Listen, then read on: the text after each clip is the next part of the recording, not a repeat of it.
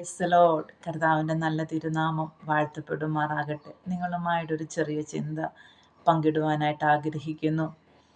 ഈ ഡിസംബർ മാസം നമ്മളെ വിട്ടുപോകാൻ ഇനി ഏതാനും ദിവസങ്ങൾ മാത്രം നമ്മുടെ മുമ്പിൽ ശേഷിക്കുമ്പോൾ, ഈ ആണ്ടിൻ്റെ ആരംഭം മുതൽ ഈ നിമിഷം വരെ നമ്മളെ സംരക്ഷണം ചെയ്ത, കണ്ണിൻ്റെ കൃഷ്ണമണി പോലെ നമ്മളെ സൂക്ഷിച്ച, നമ്മളായിരുന്ന സ്ഥാനത്തൊക്കെ വാഹനം ഓടിച്ചപ്പോൾ, ജോലി സ്ഥലത്ത്, നമ്മളെവിടെയൊക്കെ പോയോ ഇവിടെയൊക്കെ നമ്മൾ ഒരു ദൈവിക കാവലും ദൈവിക സംരക്ഷണയും നമ്മുടെ കൂടെ ഇരുന്നു. അമ്മേ, നമ്മൾ വാഹനം ഓടിച്ച് നമ്മൾക്ക് അപകടം സംഭവിക്കാഞ്ഞിട്ടല്ല, രോഗങ്ങൾ വരാഞ്ഞിട്ടല്ല, ഇതൊക്കെ നമ്മുടെ ജീവിതത്തിൽ കടന്നു വന്നിട്ടും അവിടെ ഒക്കെയും അമ്മേ, അത് ആ ദൈവിക സംരക്ഷണയും ദൈവിക കരുതലും നമ്മൾ അനുഭവിച്ചു അല്ലേ.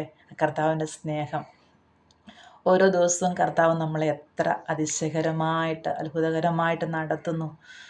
സങ്കീർത്തനക്കാരൻ പറയുന്ന പോലെ, എൻ മനമേ യഹോവയെ വാഴ്ത്തുക, എൻ്റെ സർവാന്തരംഗമേ അവൻ്റെ വിശുദ്ധ നാമത്തെ വാഴ്ത്തുക.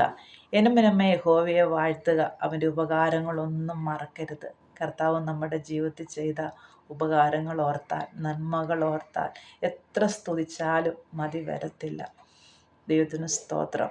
ഈ ലോകത്തിൻ്റെ സ്നേഹങ്ങളൊക്കെ കുറഞ്ഞു പോകുമ്പോൾ, രക്തബന്ധങ്ങളുടെ സ്നേഹം കുറഞ്ഞു പോകുമ്പോൾ, അമ്മേൻ രക്തം നൽകി നമ്മളെ വീണ്ടെടുത്തൊരു പ്രാണപ്രിയനുണ്ട്. കർത്താവിൻ്റെ സ്നേഹം ഒരിക്കലും ഒരു നാളും കുറഞ്ഞു പോകത്തില്ല.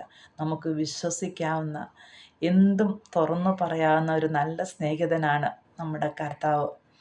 ആമേൻ. ഞാനോ ലോകാവസാനത്തോളം എല്ലാ നാളും നിങ്ങളുടെ കൂടെയുണ്ടെന്ന് പറഞ്ഞ കർത്താവ് നമ്മുടെ കൂടെയുണ്ട്. ഏത് സാഹചര്യത്തിലും ഏതവസ്ഥയിലും നമ്മളെ താങ്ങി നടത്തുവാൻ, നമ്മളെ ബലപ്പെടുത്തുവാൻ, നമുക്ക് ഉറപ്പും ധൈര്യവും നൽകി തരാൻ, ഏത് പ്രതികൂല സാഹചര്യങ്ങളിലായിരുന്നാലും അമ്മേൻ, ആ കർത്താവ് നമ്മുടെ കൂടെയുണ്ട്.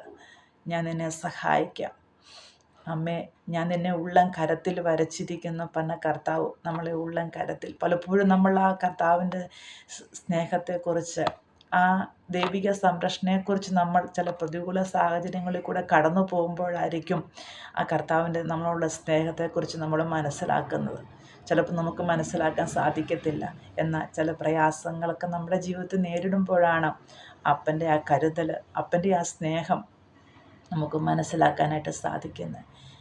ആ കർത്താവിൻ്റെ ചെറുകടിയിൽ ആശ്രയിച്ച് നമുക്ക് മുന്നോട്ട് പോകാൻ ദൈവം നിങ്ങളെ എല്ലാവരെയും സഹായിക്കുമാറാകട്ടെ.